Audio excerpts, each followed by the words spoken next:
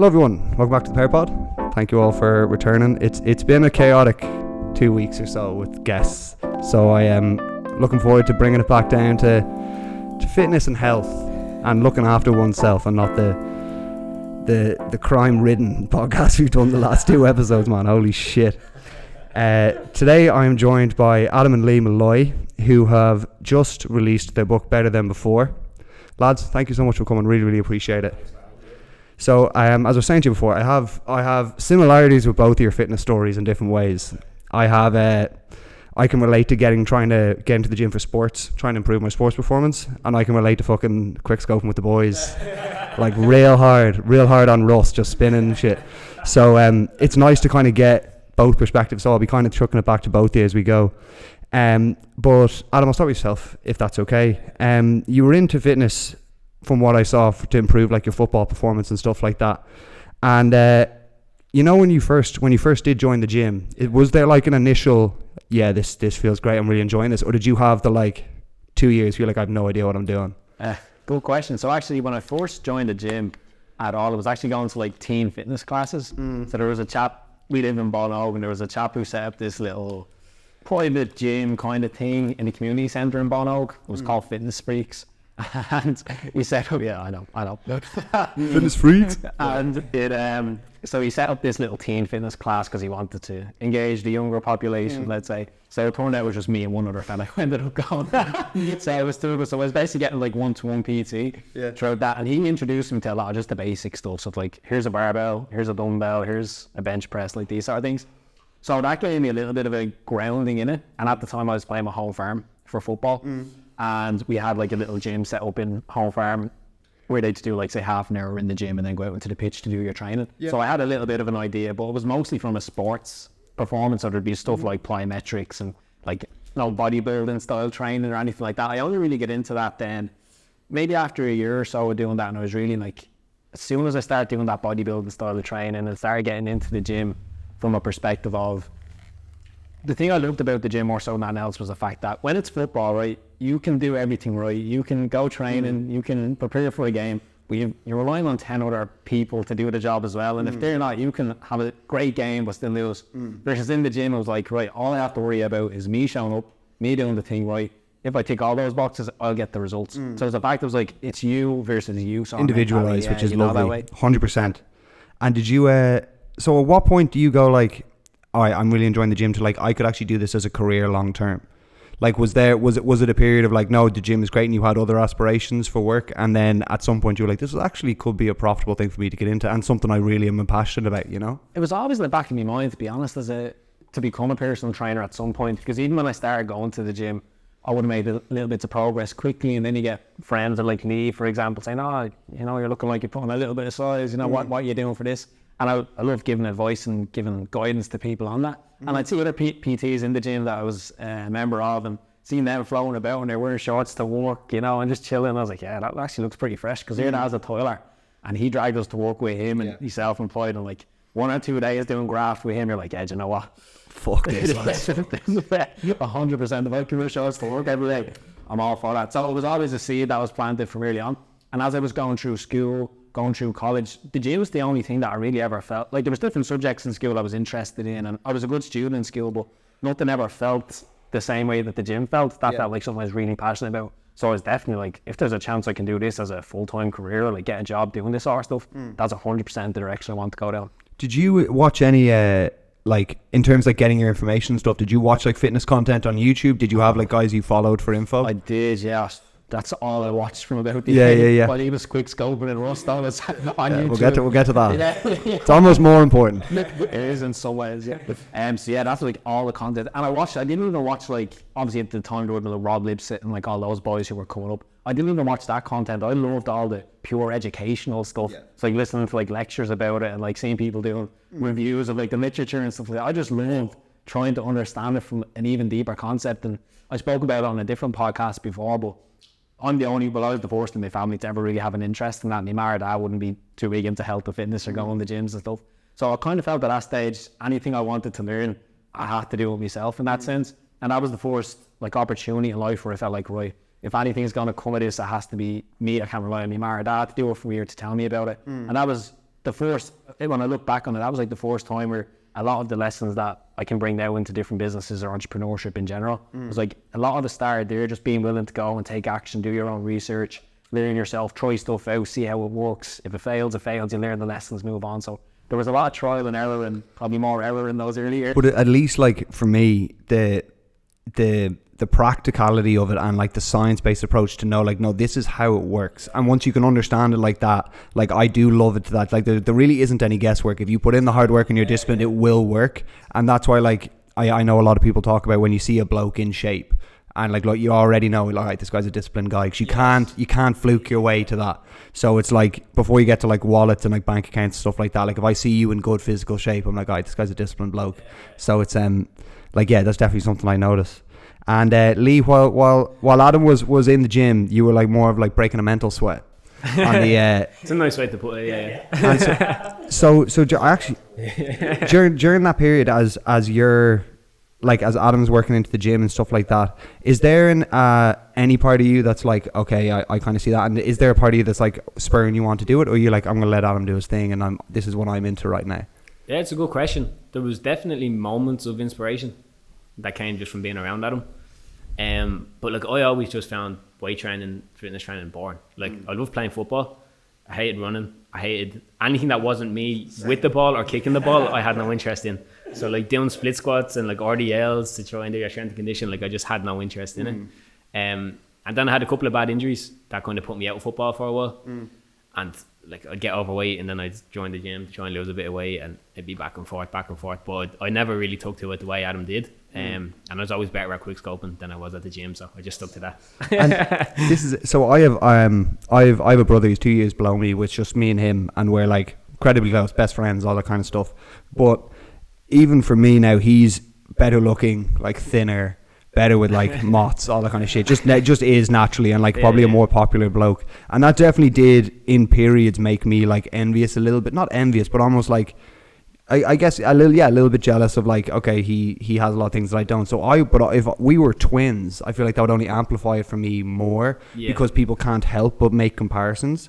So like, did that at any point, like, did you feel that at any point, and was at any point like a frustration for you, or are you just so close? I heard you guys saying in the pod, you don't really argue. So is it always just, I'm really happy that he's doing something he's passionate about and so am I? It was a bit of that. It was also like, I knew exactly how much effort he put into it. Like, I was having the takeaways when he was having his chicken and broccoli, and I was eating the chocolate bars when he was having protein shakes. Like, so obviously I would have loved makes to, it taste worse for you, like when you're having it. Like, the guilt comes in. But there were, like, I knew what it took to get there, and I knew I wasn't willing to do it. So there was no real jealousy then. It was like, I could do it, I'm just not willing to do it. And you had I know you had a few cracks at it, like trying to get into a diet and stuff like that, and then was it you had a split with the relationship and you were like, that's it now? Like, that was the moment, like the catalyst to be like, yeah, we're on now. It was kind of the driver. It was like, you know when you're creating a Tinder profile and you're using all the old pictures? Oh yeah. You're like, okay, something needs to like, change. Folks, a lot of other blokes in all these photos, all your good looking mates are in them, you're like cutting them all out. Just using Adam's pictures. Exactly. Not a horrible shout, like. And so when you first, like, what was the thing that you struggled with most? Like, for me, it's fucking snacking, man. Snacking in the evenings. I'm a bastard. Like, I actually am. And I still at that now. And like, I have to try and outwork almost like that. Did you find, was it the diet more, or was it the consistency to like training and stuff that you struggle with more? Probably the consistency. Yeah. Fair play. Yeah, no, the diet was, okay, let me put it differently. The diet was easy to follow once the consistency in the gym was there. So it was like, once I started building the good habit of going training, it was easy enough. Because then I was aware of the fact, like, I'm after working this hard all day in the gym, whatever. The last thing I want to do is eat a pizza at night and undo all the hard work I've done. You know, so once the training was there, the diet kind of came naturally enough. And Adam, did you notice that period that there was a little bit of difference in like his convictions at that particular time? Like, I guess since it's been, what was it, post-COVID almost, or just getting into COVID? And did you notice, like, you're like, oh, something's a little bit different this time, he seems to be on it? Or did it you just after 3 months, you're like, fuck, you're still going, bro? Yeah, it was kind of that, to be honest. Yeah, the early doors, there was nothing that made me think, yeah, this is the time. Do you know that way? It was, he started a new program, he was getting in the gym, doing some stuff. But something was different this time, obviously, and it was great. And I felt like it just gained momentum then as he continued with it. And now he's seen some results. was starting to think outside the box a bit differently. It wasn't just about the number on the scales. Then it was looking at, oh, you know, I hit this number last week on a squat rack. Let me go push it again a little bit. So it started to almost become more of how that was impacting his life outside of the gym. And it's like, it just kept on. And then we had, I remember it was just before Christmas last year, he had a target hitting 75 kilos, right? And this was like 2 weeks. So he started at 95, was it? Yeah. 95, target 75. This was over 6-7 months. And solid work. And he had the target of 75 kg as being like his goal. Wanted to hit that just before Christmas so you could cut it out, your foot off the pedal. There we go, well done. That's it. And then woke up, I think it was like Saturday, say it was like the 14th of December, like a week or so before Christmas. Like, right, that's the way in. Let's jump on the scale, see where he's at. Weird how that shit works, man. Weird how that shit works. Do you know what the first thing I had? Like, I basically just didn't eat the rest of that day until I hit 75. Yeah. As soon as I finished, in the sauna, in the sweatsuit and all. Like. Had a slice of chocolate cake in the fridge. First thing I had. I'd be in the fucking sweatsuit in the shower, like, doing like hot bath before a fight. Like, put me back in. I can lose it. I worked hard to try and pick like a favorite, I guess, passage from your book, the one that like applied best to me. And not the weirdest, I have 5 or 6 here, but the one that I like underlined was commitment plugs the gap between vision and reality. And I was like, fuck. I was like, because I do struggle with commitment. Not commitment, but like I love going to the gym. I love training. It's one of my favorite things to do, and I feel all the benefits when I do it. But there are sometimes in the morning when we get up to train, I'm like, fuck, man. And I always know I'm going to feel better the other side of it, which is kind of like, I guess that's kind of the catch-22 you have, is you're like, you know you're going to feel better, but like just getting out and doing it.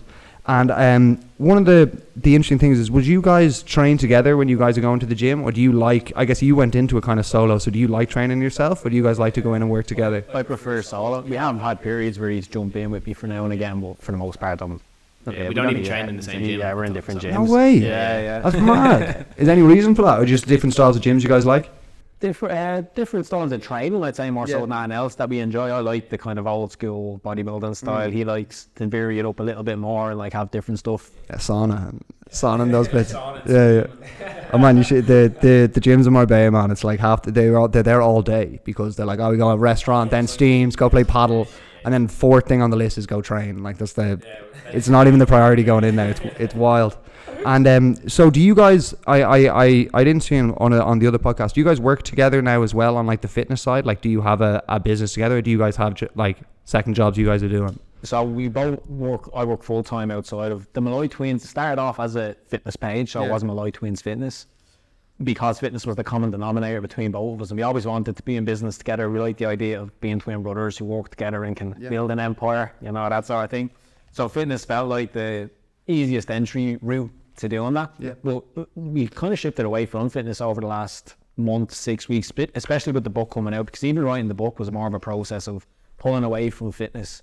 And a lot of stories in the book came from Leah's journey initially, but then we took a step back and said, actually, how do the rules, the frameworks we're having here apply to life in general, not just a fitness journey? Because we looked at going through school, what helped us be successful with like a leaving cert, or going through college, or clients we might have worked with, what helped them be successful. And we saw the 5 rules as being more of a framework that you can plug a goal, a dream, a vision into for life. Not just a fitness goal or a weight loss goal, but anything in general you want to achieve. And that's where we've really shifted stuff to now. And that's the message that we want to get across to people, is not just the message of fitness in the gym, but life overall. See, it's interesting. If you had written a book just by yourself, without, if Lee never got into fitness or anything like that, the book would probably be like nowhere near as, I guess, well-rounded as it is now, because Lee, I probably relate to most of what Lee wrote in the book and like his story, because, and like a lot of, like if you had just gone into it and be like, yeah, just train, work hard, you'll love it, you'll get there, I'd be like, great man, thanks so much, like yeah. But when you add in like Lee's perspective, and you guys can kind of combine those together and take your learnings and his experiences, like that's what kind of fueled it to make it, like, I guess, the well-rounded piece it is. Much more relatable. Yeah. Seeing both sides. How did you find writing a book? I loved it. Did you enjoy it? Yeah. I love writing, and like I studied English and French in college. Yeah. So like writing was always something that, like, I always wanted to write a book before I died. Didn't know what I would write it on, didn't know what it would look like, but it's like, before I die there will be a book that has my name on it somewhere. Yeah. But so like once this sort of idea came to write a book, I was like hooked from the get-go. I was like, yeah, let's do it. I don't know how we're going to do it, but let's do it. And then we've explained before, like I basically wrote a full book and went to Adam with it, and he like, I'm kind of like the more creative one in terms like I'll sit down and just like come up with this big long passage, and then I'll send it to Adam and he'd be like, shit, that's alright, shit, that's good. So I sent over that first draft. He went through it all in detail, left all his things, and was like, don't really like it, but I like the idea. Let's take what's good and rework it and apply a framework to it and then go from there. And do you have like, I guess it's just so interesting, because if I worked with my brother, I love him to bits, he's like genuinely one of my best mates, but like we do fucking, I'd be Adam and we'd be bickering with each other. Like if he was like, this is shit, I'd be like, fuck you, man, that's like that's my life you're talking about. But like, do you I don't even know, maybe it's a relationship with twins because you guys are so close together. Like, is it just everything that he's saying to you and you know everything you're saying to him is never to be taken in a negative way, it's just to try and like improve the situation? So are you able to take like emotion and like, I guess, emotion out of the conversation and just be able to take positive criticism when it's there? Yeah, no, for sure. I mean, like, how would I say, he's my favourite person in the world and I'm his favourite person in the world. Lovely, so I know that if he says to me something shit, it's not to hurt my feelings, it's because he thinks I'm capable of doing something better, and vice versa as well. Have you found, do you know any other sets of twins? We do actually, had 2 or 3 from around our area. Is the relationship similar? Like, do you find a lot, or is it? I've never met twins who have the same relationship. I've met some who get on well, but like me and Lee, I think are just a different. Because I had a set of twins that we were good friends with growing up, and they're not good friends anymore. They were like tied at the hip when they were younger, and like they do everything together. And now at like 25, 26, I only saw them on a night out, and I was like, where's Ryan? He's like, he's we see each other like, at family stuff, and I was like, what the fuck? Because they were like close as fuck. So I guess it's just like different people. I think, and this is just me making assumptions, I think ego comes into it a lot with people. 100%. Where it's like, they want to assert their own individual identities. Like, I don't want to just be the person that looks like Adam or compared to him. Sure. So I mean, overcoming that, we didn't really struggle with it ever, but I can see in a lot of twins or even just brothers in general, it's like an actively, they're trying to distance themselves from each other to assert.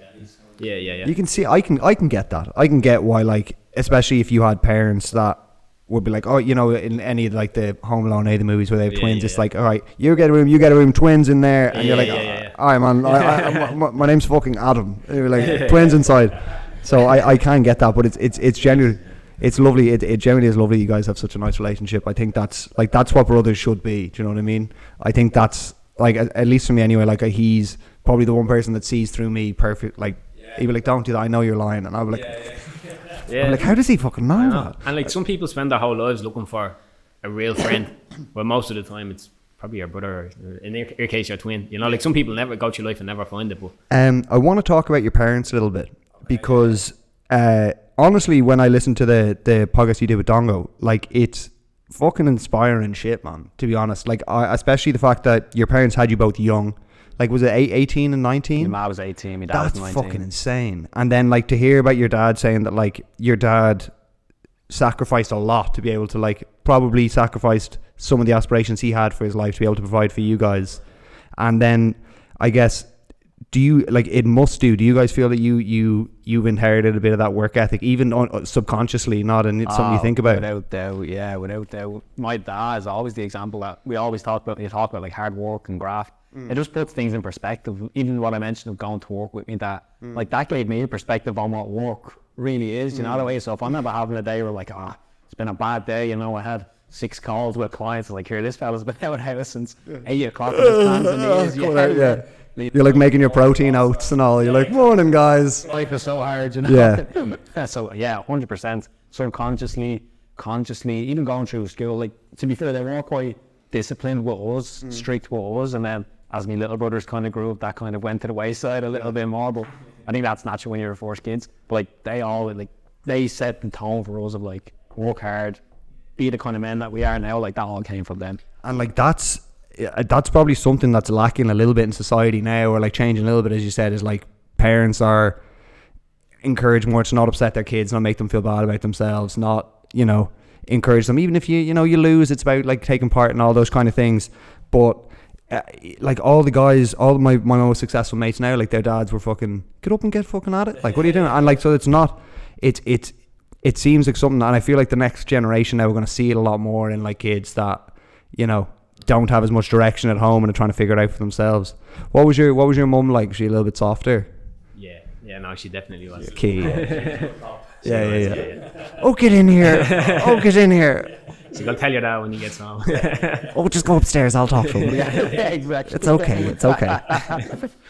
And for your kind of, we'll get into the book a little bit deeper on the second half. But I saw you had a photo up with Ian Garry on your Instagram. Yeah. How do you know Ian Garry? Friend of the podcast, had him on before. Yeah, it's in actually. Yeah. I'll explain that story. 'Cause it actually is. So, all right, basically, we released the book on the 17th of August, and leading up to the release of the book, we were trying to just brainstorm Irish people who kind of embody the message that we are trying to promote, which is dream big, work hard, live life in your own terms. No one better. Exactly. I mean, like it was quite ambitious, to be fair, because like obviously he lives in America, he does his own thing.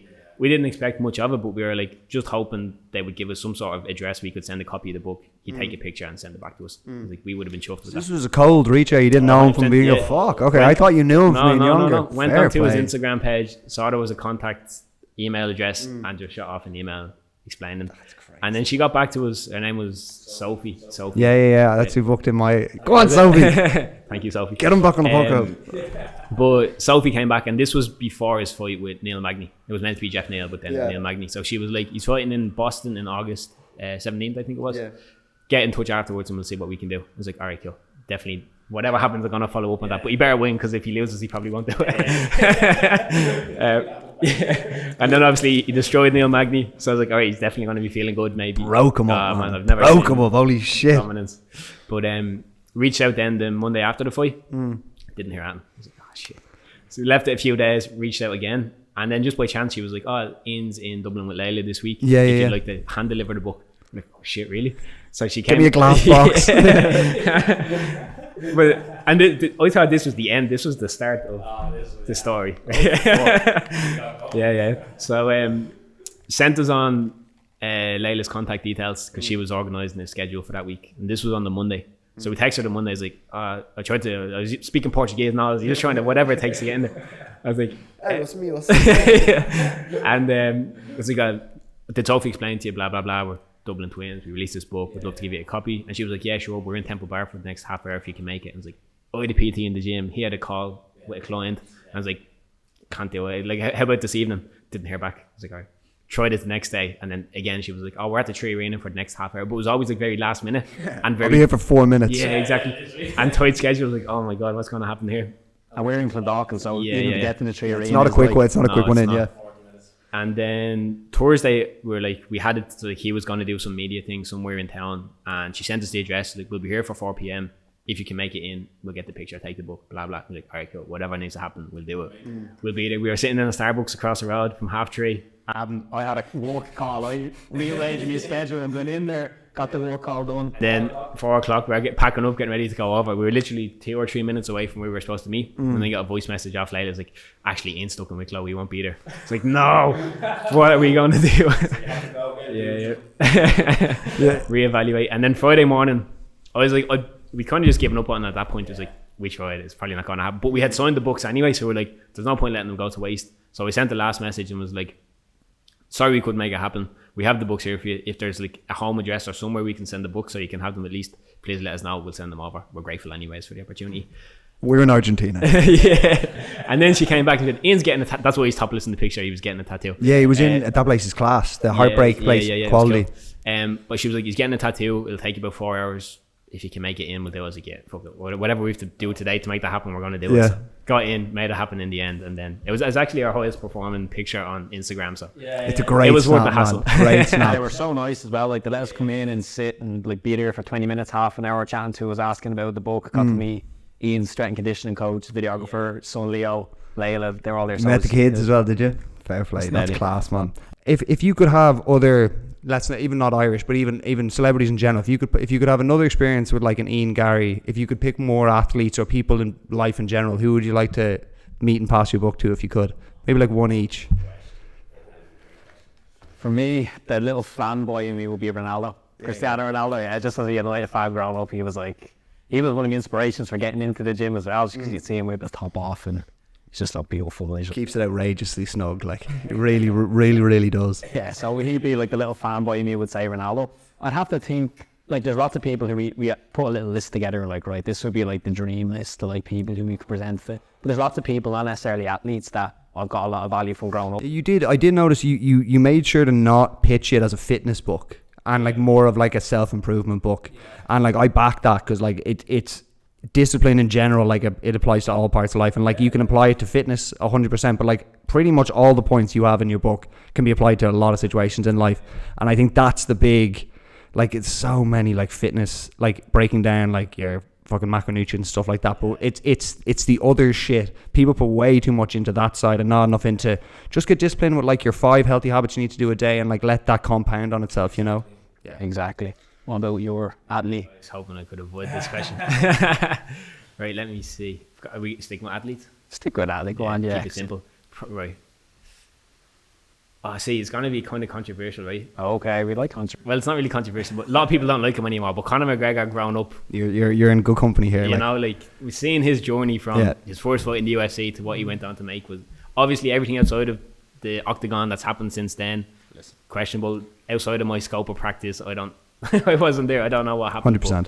But just from a pure athlete terms and what he managed to achieve and accomplish in the sporting world was, I would never see. You have to give credit where it's due to what he achieved within. Mentally fucking strong bastard as well, man. Like there's so many moments in scraps where they were like, oh, he's going to get his head kicked in now, and to be able to believe in yourself walking out, like that's like I think people put a huge amount of emphasis on the stuff he's done wrong and not as much on the, you know, there's a huge amount you can take positive. You don't have to take everything from him. No one likes everything everyone's done. You can look back at fucking Mike Tyson's history and stuff like that, and there's not but like he's revered in the world, one of the, like so many people's favorite people. So I think that other stuff starts to slip away if you don't fucking murder someone. But like the stuff that he has done, that'll live on, man, hundreds of years. Even just watching his old walkouts and stuff. Yeah. Or Sinead sang from front of it, like, whew, heavy. And I'm trying to think. So in terms of you said in one of the podcasts that you said Dublin's not like your long term. If you could, you'd like to go and live somewhere else or travel for a while. Have you guys done any traveling before? Little bits. I lived in London for a year. He lived in France for about a year or so. Yeah. Where in France? Bordeaux. Oh fuck me! For how long? Yeah. It was way late. I think it was about 4 months, 3 or 4 months. Yeah. My last partner was French, and then I was doing a master's in Ireland, but it was fully online.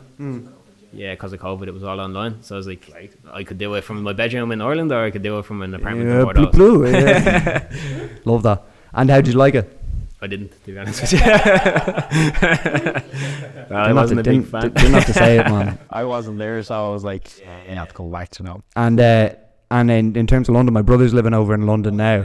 I was only over there for his birthday. Man, the fucking size of the place and just navigating your way through the city, that would be already is enough for me to be like, I could never live there. The Dublin city centre for me is my fit. But man, I remember we'd be on nights out and go to like a casino or something after, and I'd be like, oh, okay, we'll get an Uber.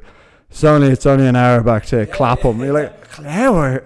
And you're like, and suddenly you're like, the Uber's £110 or something to get home. It's wild. How did you enjoy London when you were there? I really liked London, to be honest. Where were you? I was staying in Canary Wharf. It's good London. spot. Yeah. I wasn't in, but everyone always says, oh, Canary Wharf, are you in Banking? Are you in? Like, no, not at all. It was just literally the only place we could find that it was a co-living kind of area that we were staying in. But I loved London. Now, I'm not sure if it was...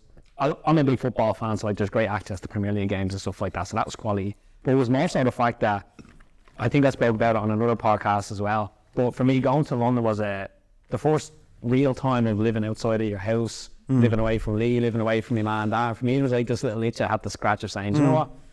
God forbid my man and dad passed away, or like I was left to fend for myself, sort of thing, you know. How would I get on? Part of me wanted to go prove to myself that you can live outside of your home where you're comfortable and go away and not have to ring home saying, oh, Dad, can you send me a few quid? You don't have to blow it all or anything. And to go away and spend a year away, still keep in contact, obviously, but kind of be my own man in that sense was such a big growth opportunity for me that I wanted and was happy to be able to do. And then came back to Dublin.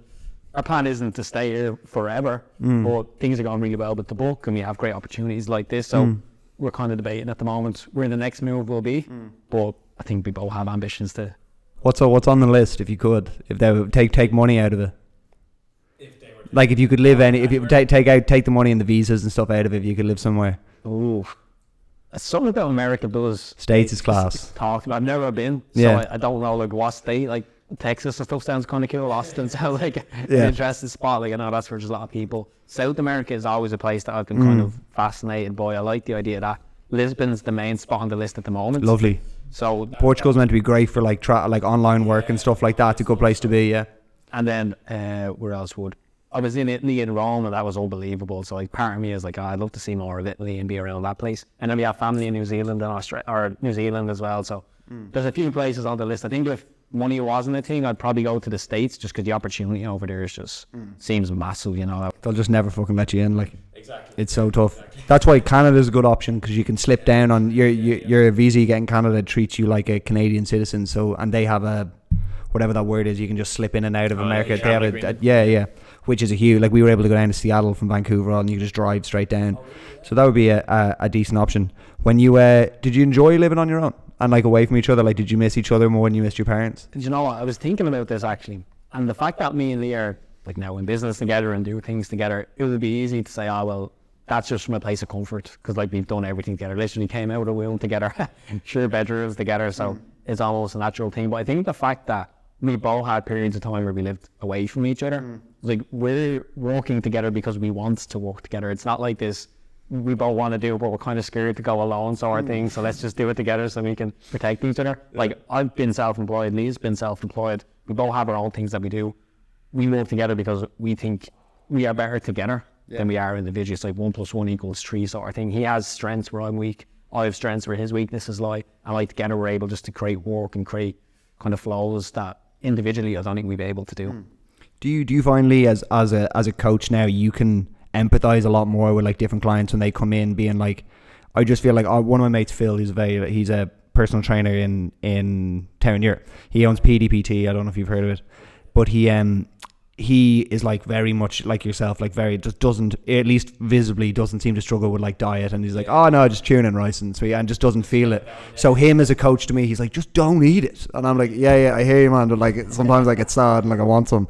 But do you find that, like I would think that would make you almost a better coach to an extent, because you can empathize much easier with the people that are struggling or who come on board? Like for me, I would almost prefer that as a coach, to be like, I've been there myself, and like I've got, you know, I like a fucking spice bag myself. Like that stuff, it helps me feel more like understood as a coach. Do you find that? I'd like to think so. Yeah. I'm certainly, I mean, like weight loss, the way it works, calorie deficit, all that sort of stuff, regardless of who a coach is, that's the information that they're going to give, because that's what works. So I think where the difference comes is in the ability to empathize and also ability to be flexible. I think like if somebody just has never been fat before, or doesn't get cravings for spice bags or chocolate or whatever, they don't really understand what it feels like to have that urge inside of you. Man. Whereas like, no matter what happens today, I'm getting a spice bag. Like the world could be ending. I'm picking up that phone this evening and getting and they'll answer. Bag. They'll be there. Will. Yeah, they'll be there. So like as a coach, I think my approach is more slower. As in like, Adam could probably get your results in 6 weeks if you work with Adam. Work with me is probably going to take you 10 weeks, but with me you get spice bags. Yeah. You know what I mean? Are you doing late? Just turn away from Adam, folks over here. Price is just doubled. do you find do you guys have like a certain type of person you like to coach? Like I know a lot of coaches have niches, and like some people like to do like slightly older people or people getting ready for a wedding. Is there like one you get like more gratification from maybe? Or is it just like right now you're just getting experience with like as many clients as you can? I'm actually, the work that I do full time is consultancy within businesses. Nice. So I'm not doing fitness clients per se anymore. When I was in the fitness space though, my favourite clients work, it was, I'd say men from the age of maybe like late 20s, early 30s. Because I just felt like at that stage they were at a point in life where like, right, I've had enough of this. You know the way, like fun's over to an extent. Metabolism is slowing down. Exactly, yeah. It's like, right, this isn't puppy fat. You know that way, it's like, okay. It's dog fat now, like, it's fucking dog fat now. And generally they're just really, like I got along with them, they generally were into football, so you could have good conversations with that, you know, it wasn't all just like stuff that you couldn't relate to in that sort of sense. So that's who I really enjoyed working with. Yeah, it's hard to pick a demographic. Don't alienate a demographic if you don't want to, you're all good. Well, I think what came, like the personality for me was more, like I like working with certain personality types. So people who like don't take themselves too seriously, they're easy to get along with, chilled. They're not like, because as a coach, there's nothing worse than having a client who doesn't want to do any work and wants to blame you for everything that's going wrong. know, and like they come from 18-year-old up to 65-year-old, you know what I mean? Any age group, any color, any ethnicity, whatever it might be. So once someone's relaxed, chill, now getting into it, and they're open to criticism, that's my missus does online coaching with a company. It's all female clients, and she's found, or at least what I see as, like, I fucking watch her do it. She does find what gets her down the most is people who miss their check-ins, miss on their diet. Like, there's very, very, like, obvious things of that they've fallen down on, and then they're like, I'm not making the progress you promised me. But then also on the flip side of that, if she gets a comment being like, oh my god, Merle, I've lost 10 pounds, I've never felt better in my life, I love my food, I have more energy, that brings her all the way up. So do you find that you can't get too personally invested if you were going to be like coach, or like, because if you get overly invested and they don't give you 50% back, then you're left as, it doesn't matter how much they need to want it more than you know? Yeah, it's a good question, especially early days as a coach. I think probably everyone will fall into that. Yeah. What I found helpful when I was going through was the acceptance that you can't take full ownership of the client's results, that way. And it's tough because you want people to succeed, and especially if they're paying money and giving you time and energy, you want them to do well. But at the same time, as a coach, it's like you have certain things that you can control, making sure you show up for the client in the best way possible, make sure you're not slacking, make sure you're following through, making sure you're holding up your end of the bargain and meeting them with empathy on where they're at, but not taking ownership and acceptance. Because ultimately, if it's going to succeed long term, like, you can't be the savior for them. They have to be the one in the driver's seat, and you're more like the GPS who can give them the direction and the roadmap and help reroute if you have a bad day or whatever else. But if it's going to sustain long term and empower them to have long term success, they have to be in the driver's seat with it. So as long as the coach, you're showing up, you're ticking all your boxes, you're holding up your end of the deal, and you're able to meet your client where they're at, like, unfortunately, that's all you can do.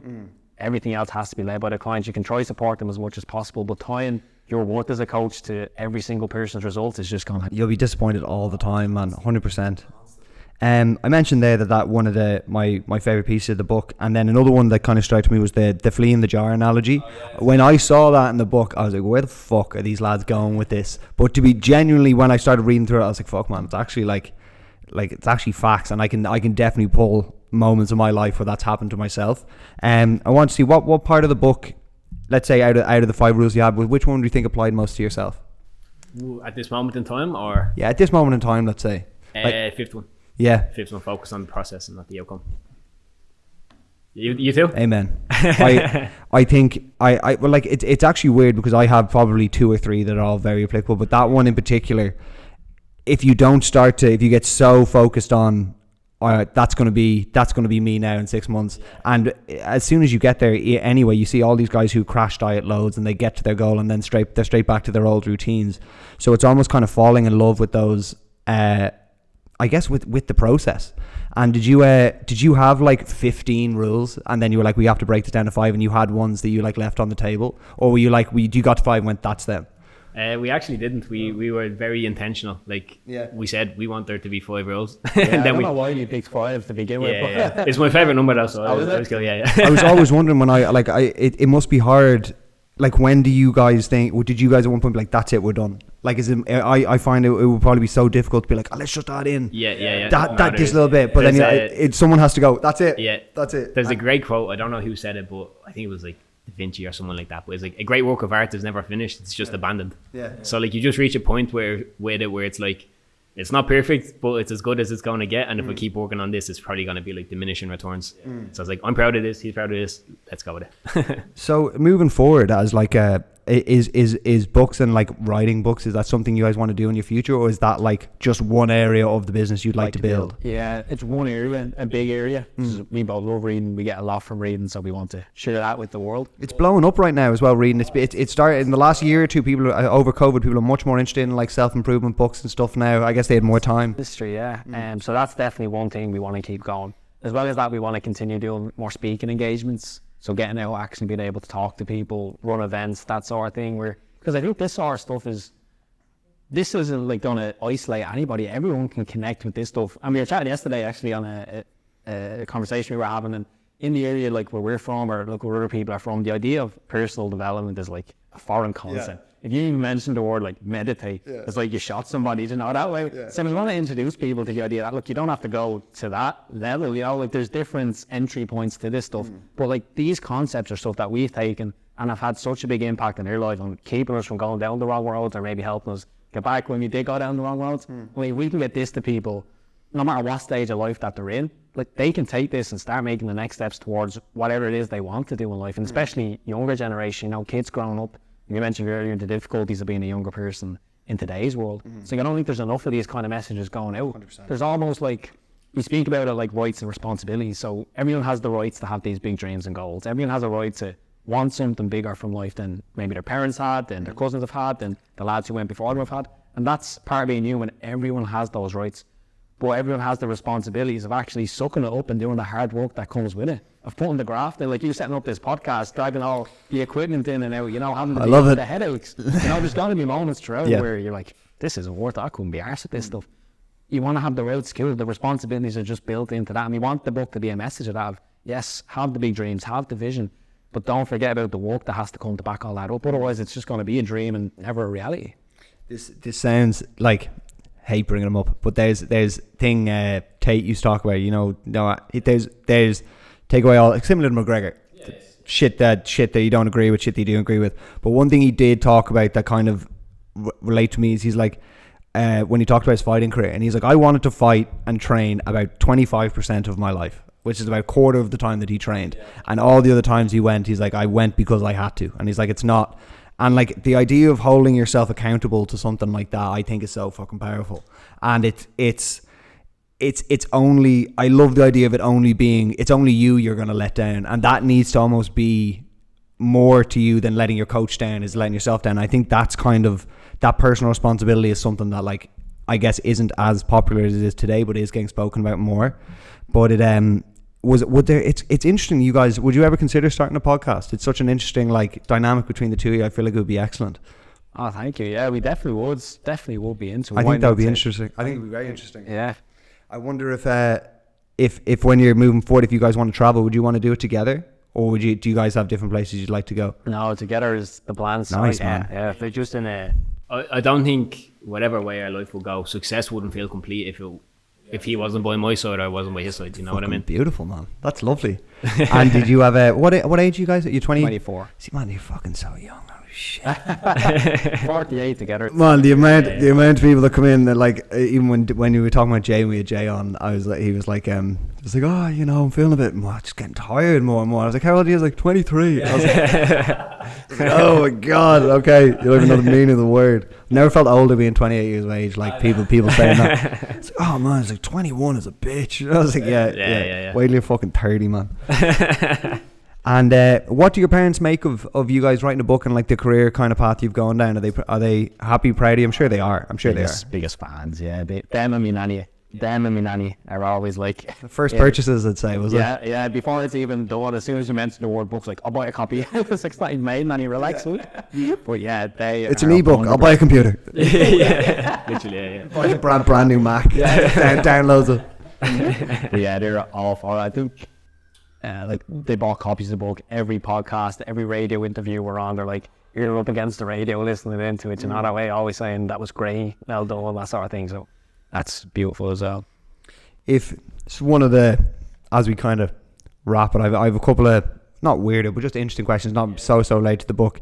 If you could take one quality from Adam that you envy of him, what would that be?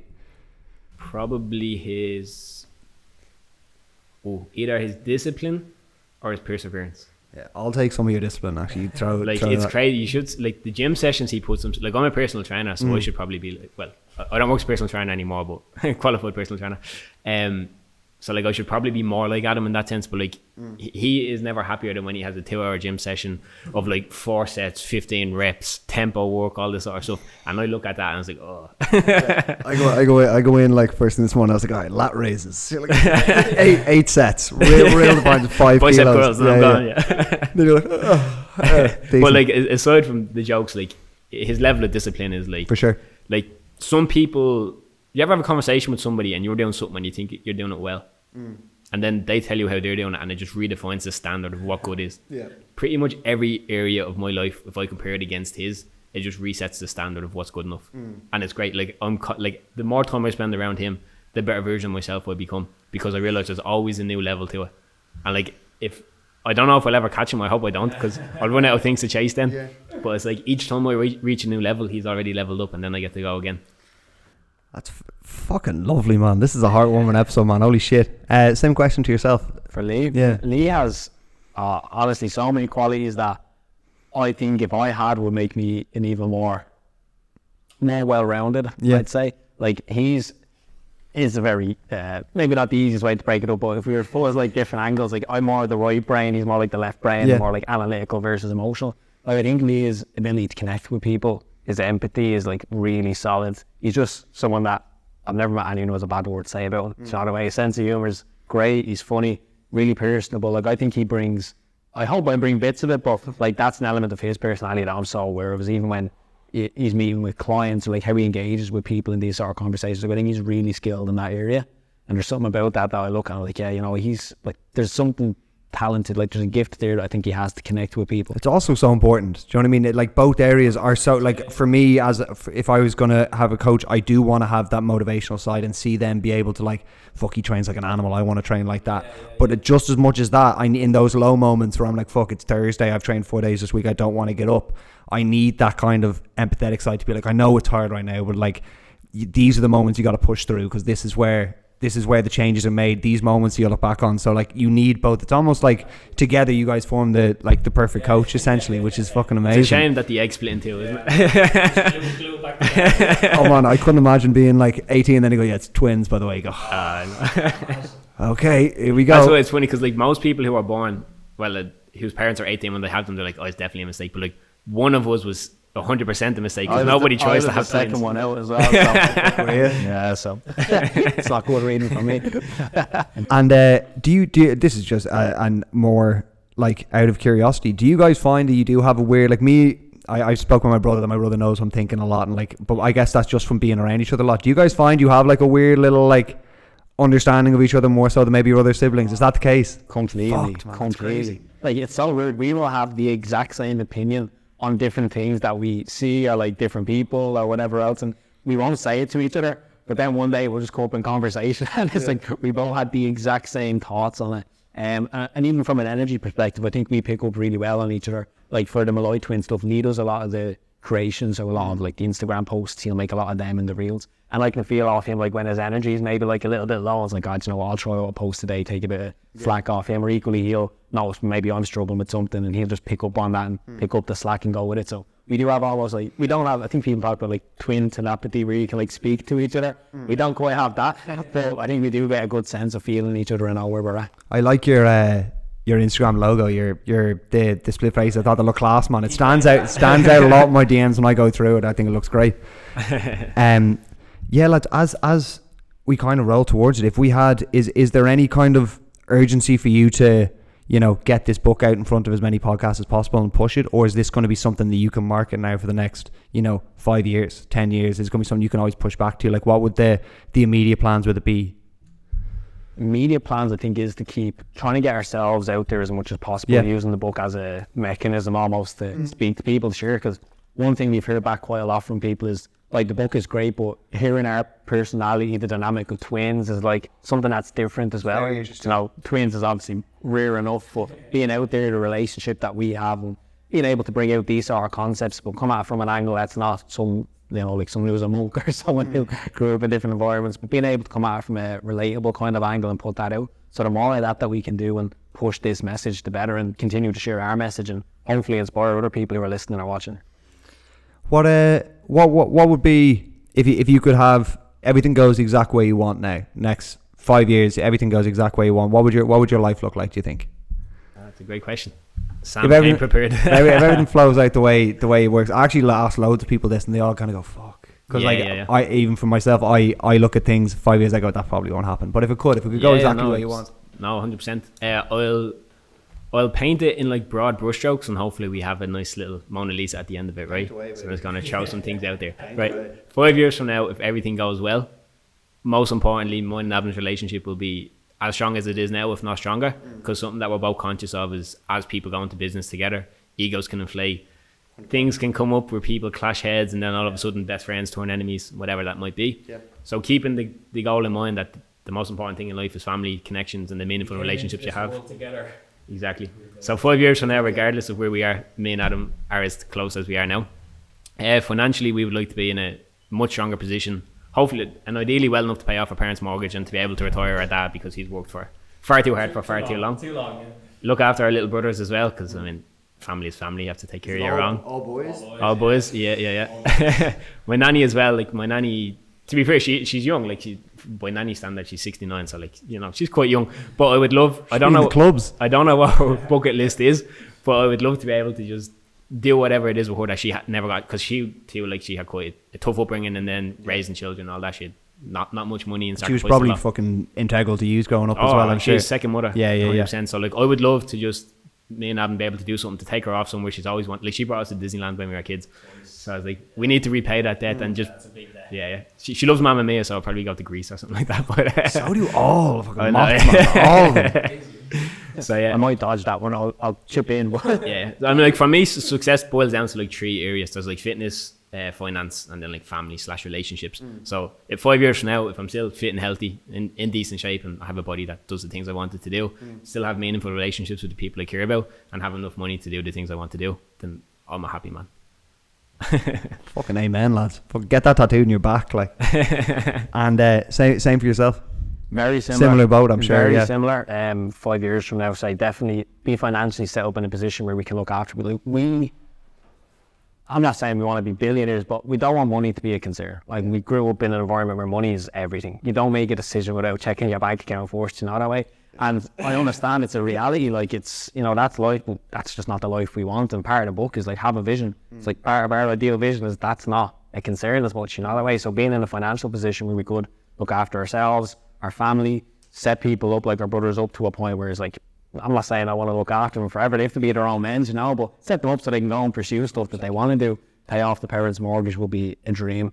And then for ourselves, as we say, keep our relationship intact. And the big thing for us, even coming into, like, let's say influencer territory, right, is like coming on podcasts and stuff. The big thing for us is always, we don't just want to be a flash in the pan that come out, launch a book, try jump on a trend, and then disappear or fade into the background. Like, we want authenticity and longevity. We want to have a message that continues to grow as we grow. And especially, like, if it's a fitness space, it's like your body has a limited age on it, you know. Maybe you can be a fitness influencer in your 20s and your 30s, but as you get to 40s, 50s, the body might disappear. So if all you are is a body, then, you know, what are you going to do when that goes? Versus we want to be people who can share a message that only grows and compounds, gets even stronger, appreciates with age as it gets older. And hopefully we can use the next few years to be a walking example of what's in the book, so that in time to come we can share that message and actually lean back on the experiences we've had to inspire people who are coming through. Jesus Christ, lads. Fucking emotional and motivational fucking conversation. Couldn't be more different to last week, my God. I'm trying to think, has there been a more informationally packed episode and more like positively, like just a positive feeling on episode I've done? I don't think there has. You guys, pretty much everything you said I agree with. I mean, your emphasis on family and brotherhood and love and stuff is I wish I heard it more, to be honest. It's fucking beautiful, and I wish you both all the success, lads. Better than before. The book the guys just released, it's available now. It's available through your links on your Instagram. I'll have it linked in the bottom of this episode. There's a ton of value in there, lads, genuinely. And as I said, there's such a beautiful opportunity to get two perspectives, because it's written by both of you, which is something that I know a lot of the books that I've read, it's tough to get two perspectives on a book, because usually it's one bloke telling his story. But just when you think, you know, maybe you don't relate to Adam's story as much because, you know, you struggle with the fitness side and the motivation side, there's Lee's perspective in there for you. And if you're someone like Adam who has found, you know, I don't struggle, I love every part of the process, there's a ton of value in there for you to take it to the next level as well. So, lads, I genuinely appreciate your time. I wish you all the luck in the world, and I'd love to have you back on again when your next venture comes in. Could I ask you a question before we finish? Get it in there, I mate. love picking the host's brain. Pick away, man. Love it. Because you've obviously had a lot of interesting conversations with some varied characters. So could you tell us, obviously the 5 year-olds came from us reflecting on how we got to this point in life, what worked well, what didn't. What's one lesson or one rule that you've taken from any of the guests that you've had in your podcast that like has stayed with you since that conversation?